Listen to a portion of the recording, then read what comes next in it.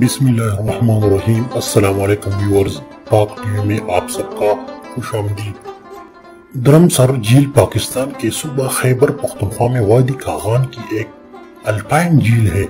یہ تقریباً 4000 میٹر یعنی 13450 فٹ سطح سمندر سے بابوسر ٹاپ کی بائیں جانب شاہراہ قراقرم پر چلہ سے مشرقی طرف پر ہے۔ درمسر جھیل خیبر پختونخوا اور آزاد جموں کشمیر کی سرحد کے بالکل قریب واقع ہے۔ خیبر پختونخوا آزاد کشمیر اور گلگت بلتستان کے تینوں کے اجلاس کے بالکل جنوب میں ہے۔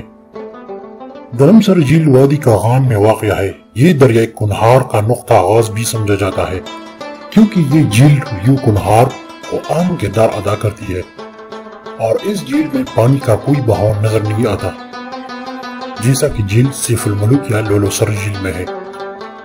سمبکسر جھیل سمبکسر جھیل بابوسر ٹاپ سے آگے ہے اور اس کا مقام بابوسر ٹاپ سے بھی دکھائی دیتا ہے۔ بابوسر ٹاپ پر پہنچنے سے پہلے ہی ایک جیپ ٹریک وادی میں اترتی ہے۔ جیپ ٹریک درمسر جھیل کے قریب سے گزرتا ہے جو سڑک کی طرف ہے، جبکہ سمبکسر اس جگہ سے 1 گھنٹے کی ٹریکنگ پر ہے۔